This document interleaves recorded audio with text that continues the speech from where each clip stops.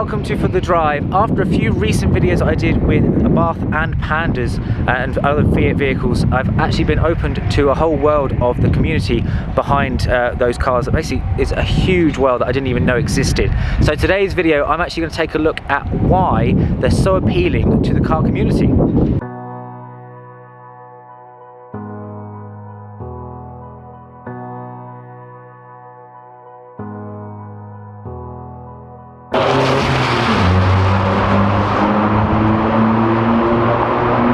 So I am now in one of the 100 horsepower Pandas with the owner, Martin. Thank you very much for coming out. No dramas. I mean, what drove you to this car in particular? The exclusivity. I'd seen one or two on the road when I was a little bit younger, probably 16, 17, but not being able to afford my first car till I was 21, still had it in my head that I hadn't seen many. Right.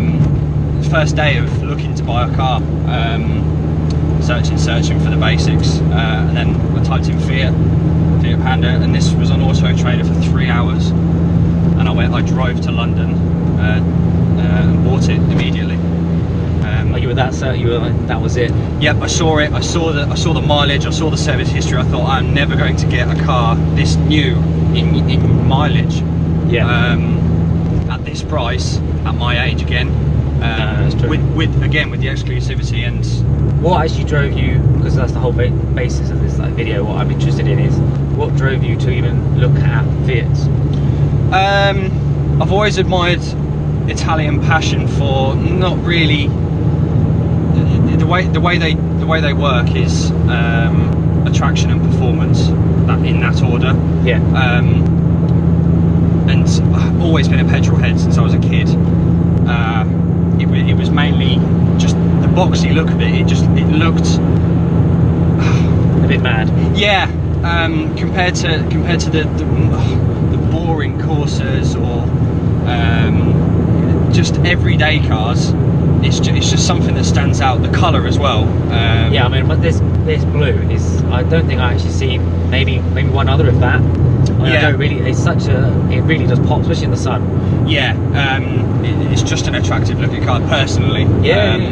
For a little four-door hatch, it's sweet. It really is.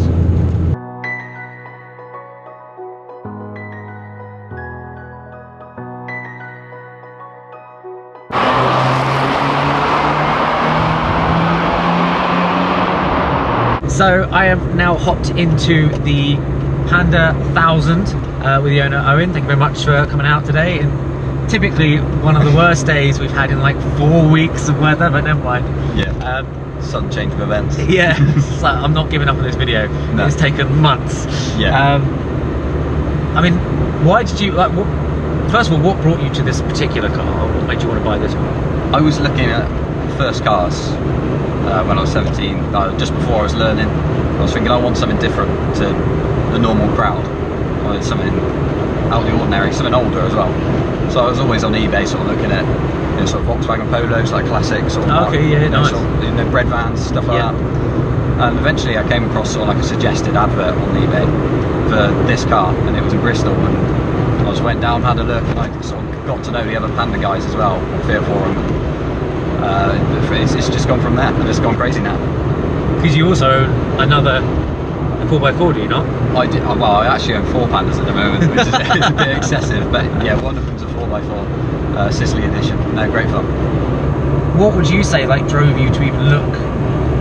What like the branding itself? Because it does seem to be quite a big community once you dive into that surface. Yeah. I mean, what drove you towards the branding?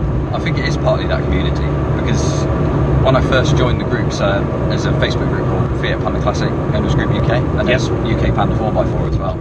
And you join those, and it's just brilliant. There's so much information, and everyone's so nice and helpful there. And everyone's got the same love for these cars that I do. Yeah. And it's great to see that other people have that. It's such a great design. They've got so much character for an old car. There's so much about them.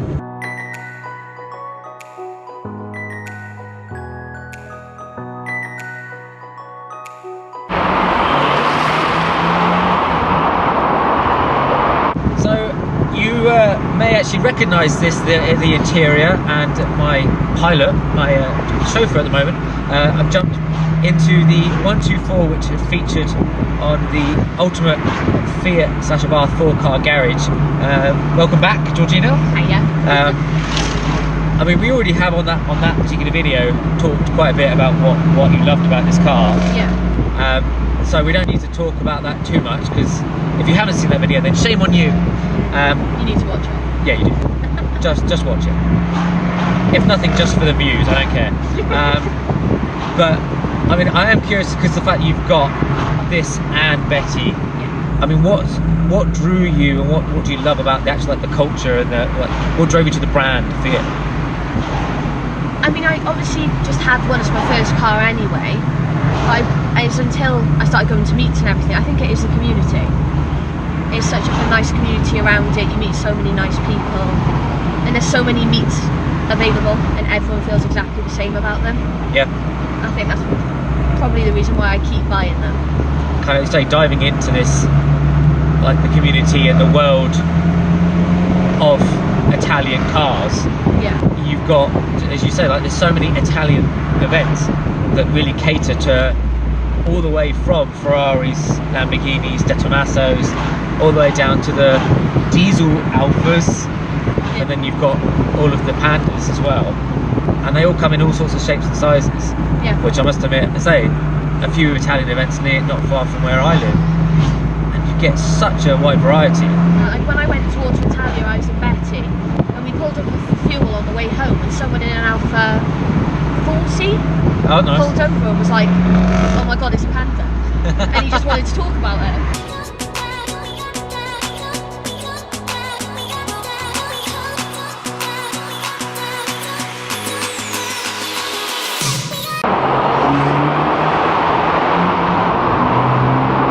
So I'm now in another familiar car. I actually spent most of the day in this one on the 4-car garage video that I mentioned earlier. So welcome back, Chris. I mean, as we've covered, when I say we spent the day with these cars a little while ago, like what drove you to this car, but I am more interested in what actually drove you to, because the fact that you've been a Fiat fan for many years anyway. Yeah, and now you moved over to the Abarth side. Yeah. What do you like about like owning a Fiat/Abarth? Like what drove you to the kind of that brand? Right. Well, for a start, I like small cars because me in a big car is not right. And these specifically, they just got so much character. I mean, I look at other cars, I think, yeah, they're cool, but this just stands out to me. I mean, you know, the same as all the other Italian cars here. They've just got that little flair. Yeah, like, as you say, like even if the design is not the most futuristic, it's still kind of attitude and a bit of a as you say, flair is actually a very good description. Yeah. As you say, it's the Italian passion. Yeah, I think that's what it is. I mean, it's just so, it's like a different culture completely. Yeah, it's no, I mean, as you say, like I was saying with some of the others, was that as you say, like, you go to an event, everyone's quite like-minded because they've all picked Italian, whether it's 100 horsepower Panda, 595, or even all the way up to like Lamborghini, Ferrari. Yeah, obviously you will get that kind of thing of, well, a different personality and a different bank account will change somewhat. I mean, but there's still a thing where you get out and say some people, no matter what car they own or no matter what background they have, they will always appreciate the little ones. They will. I mean, most because people that's where they started. Yeah, most people who own a Lamborghini, I mean, I don't say most of them, it's just a generic example, but you see a lot of them will have maybe a daily Abarth or something like that, or even something just a little bit different. Like they'll have like an Alfa Romeo or something, as an example. You know, there's one thing that, as I say, very much stands out with even the conversation so far today, is that the community is something that I don't think any other car manufacturer, or even type of car, offers. I mean, I'm part of Jags, like owners forums and things like that, but it's not, I mean, the people are polite, people are nice, but there is certainly, there does not seem to be the kind of camaraderie and the community around it than from what you guys are describing to me as what, like the online forums stay. It's sort of like a family in many ways.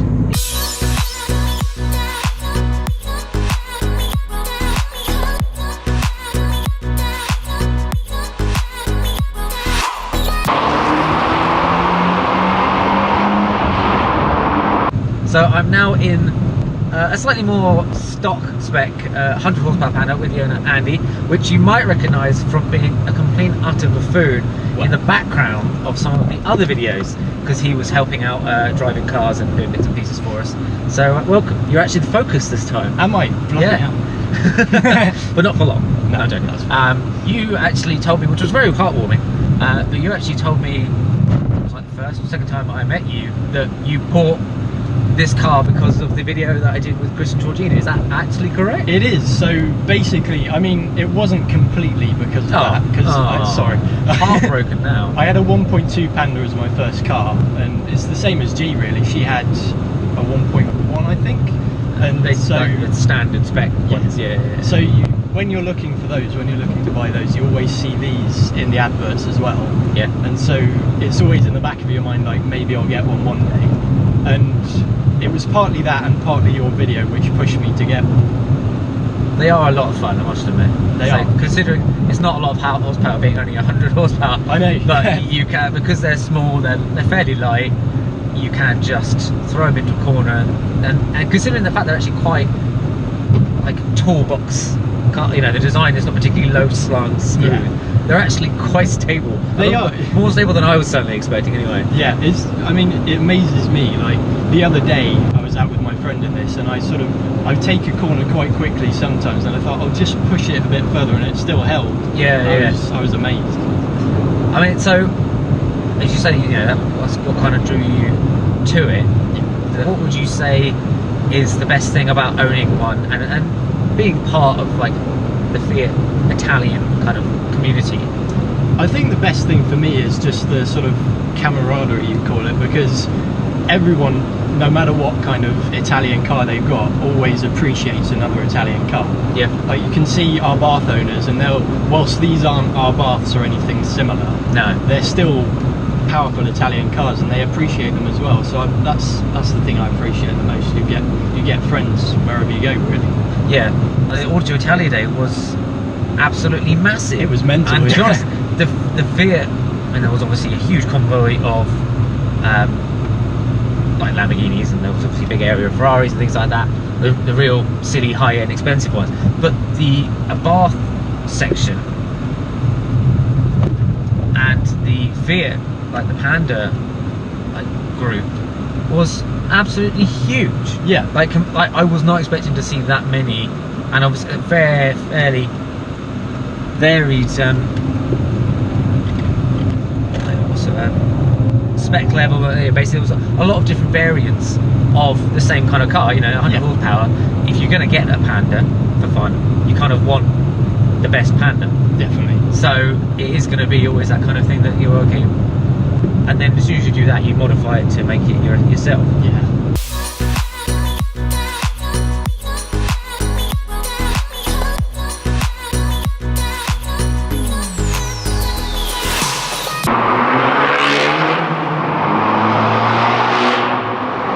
So I am now sitting in a 595 Competizione with the owner Claire. Thank you very much for coming out today. You're very welcome. Thank you for having me.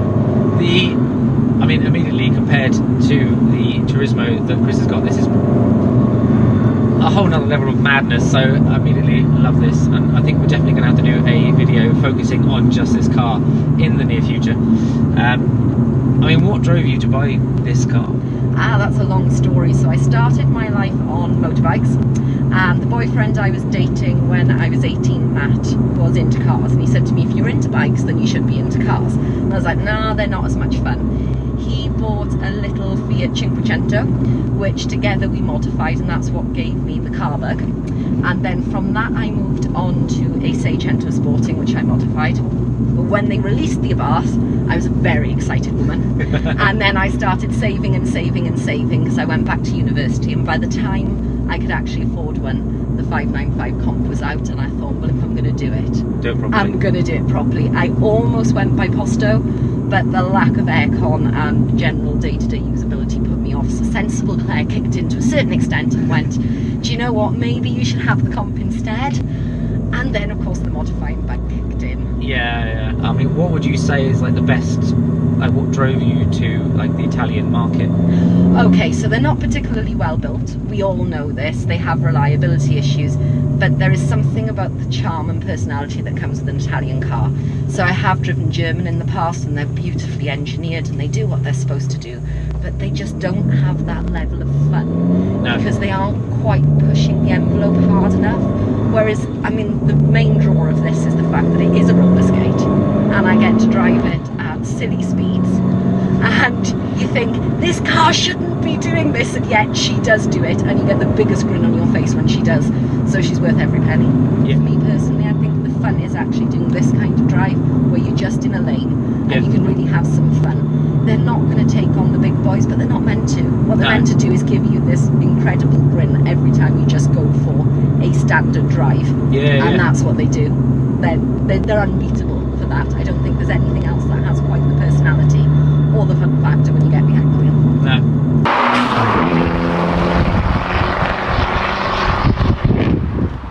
Oh, well, as you can tell, the weather has turned pretty sour. It is decided to be one of the worst weather days for the last month and a half, I think. I mean, the wind is horrendous. Hopefully you can hear me. And the rain has been coming down on and off all day. But it's been really cool to actually like have a look at a group of cars. So a huge thank you to all of the owners who are taking refuge in their car to stay dry. But it's been so much fun. Hopefully I might be able to get another group out when the weather decides to stay a bit sunny and actually enjoy the weather as well as the cars. But it's been a fantastic day, so I've had a great time. So a huge thank you to everyone again. But that is the end of the video. Thank you very much for watching. Please like and subscribe, and I'll see you guys later.